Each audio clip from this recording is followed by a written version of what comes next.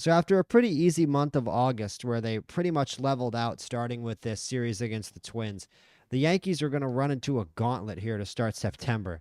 The Astros, Blue Jays, Tigers, Red Sox. We're going to know everything we need to know about the fate of this Yankees team, I feel like, by the end of this Red Sox series. Heck, we might know by the end of this Astros series. This upcoming Astros series, make no mistake, is the most important series of the season for the Yankees so far. Remember August 5th, after this 2-0 loss to the Rangers here. The Yankees were 60-54, 6.5 games out of first place. And a lot of Yankee fans felt that this team was going to spiral out of the playoff race. Aaron Judge had that shoulder issue. But through these series, through this success here in late August, admittedly, against a lot of weak competition, the Twins, who the Yankees always beat, a struggling Cardinals team, playing the Rays in our own spring training venue, and then losing 3 of 4 here, the only high-quality opponent we have the entire month. This young Red Sox team that's above us in the standings takes 3 of 4 from us in our own ballpark, including an embarrassing 12-1 shellacking on the 23rd. They recover with a series against a languishing Nationals team that, frankly, does not match up well against the Yankees at all. We bodied them. And then took 3 in a row from the White Sox, but I knew coming into this White Sox series that the White Sox were capable of stealing a game off us, and they very much did. And also, worryingly, in the second to last game, the bats weren't super loud either, which is worrying coming into this Astros series where the Yankees are just going to need to hit and hit and hit to win these games, right? I mean, fundamentals are very important, and that's one thing. The Yankees are still struggling with their fundamentals, and it's part of why I don't necessarily believe in the Yankees coming into this series, and that's kind of what I'm trying to get at here, right? Is this team not really that 60-54 team? Are the Yankees really the 76-60 team that we see here from August 30th? Or are they more?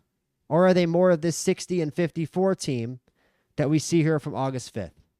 And that's really what we're going to see in this series. Have these new deadline acquisitions actually coalesced? Or is this just a team whose bread and butter is beating up on bad teams? Because unfortunately, that's what the stats say. The Yankees are 37-37 against teams that are above 500 and 39-24 against teams that are below 500.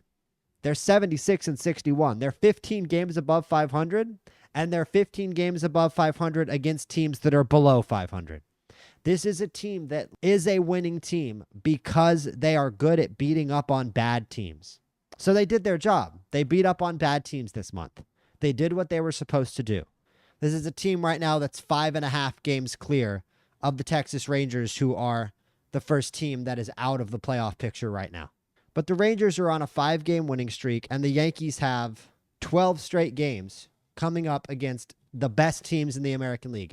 It is put up or shut up time. And ultimately, I can only believe in this team so much. Because even through playing these bad teams, let's just say it, the fundamentals still aren't there. The base running still isn't satisfactory. The fielding still isn't satisfactory. Volpe is still struggling. The offense still disappears for games at a time. The bullpen is a lot better. That's good for Yankee fans. That's good for the playoffs. It's nice to see something improve, but at the same time, has this bullpen been through a gauntlet like the one they're about to go through here in early August and the one they're going to have to go through in the playoffs? No. And the thing that worries me, actually, baseball is a game of hot and cold, of streaks. That goes for players and that goes for teams. I don't like the offensive effort over the last 2 games. I knew against the White Sox that if the Yankees struggled in a game, the White Sox could nip a game off us. That's exactly what happened. I don't like that there were only, I believe, 7 runs over the last 2 games, 5 and then 2 after so much offensive output in the White Sox series and the Nationals series. Now, part of that is obviously just the Yankees hitting off of subpar pitching and Martin Perez being a good pitcher, especially in that game that the White Sox won. But for all the worrying that I'm sure is going to happen, all the hand-wringing that's going to happen about fundamentals, about base running, about fielding, about Anthony Volpe, just hit. You can out-hit your problems for everything else. And yes, this is assisted by how well we hit off of bad pitchers and bad teams, but this is a team that leads the universe in OPS and home runs. Do what you do. Get on base, drive runners in, above all else, take advantage of the opportunities. There have been Yankee teams in the past who were a lot worse with runners in scoring position than this one is. And in past years, that's something that the Astros absolutely had on us, was the ability to hit runners in scoring position. And I don't necessarily know if that's true anymore. This Yankees team is a lot better at putting the bat to the ball than, say, for the 2018, 2019, 2020 type of Yankee teams. Cody Bellinger, Paul Goldschmidt have helped a lot in that regard. And this isn't quite the unreliable offense that you used to see, where you go into series like this one against the Astros and just kind of roll your eyes. The Yankees have Fried and Rodon going in this series. Fried's going to pitch game 1. Rodon is going to pitch game 3. Will Warren is pitching the middle game. I'm not the biggest Will Warren believer, but the Yankees definitely have the ability to hit Jason Alexander on the other side for the Astros. The 3 pitching matchups: game 1 is Fried versus Framber Valdez. Game 2 is Will Warren versus Jason Alexander, which is definitely going to be the game where you'd pick the over in this series, most certainly. And then game 3 is Rodon against Christian Javier, who the Yankees have historically struggled very mightily against. This series kind of screams the Yankees dropping 2 of 3. I would be very, very impressed, to be honest. I know that's kind of a low bar, but I would be very impressed if the Yankees were able to win 2 of 3 in this series. Yankee fans should expect, I mean, we're 37-37 against teams over 500. We should expect to come out of this 6-6. And I think Yankee fans should realistically judge this team and judge this team's ability in the playoffs to a certain extent based on what our record is out of these upcoming 12 games. If the Yankees go 10-2, 9-3, yeah, get excited, because it's a brand new group we've brought in since the All-Star break, right? Brand new bullpen. I mean, I doubt they're going to show good fundamentals, run the bases well, and play sparkling defense. But if they do, we can freak out a little bit. Yeah, we can freak out a little bit, especially given that the rest of the schedule after this Red Sox series here that ends on the 14th is kind of a cupcake, man. Twins, Orioles, White Sox, Orioles again.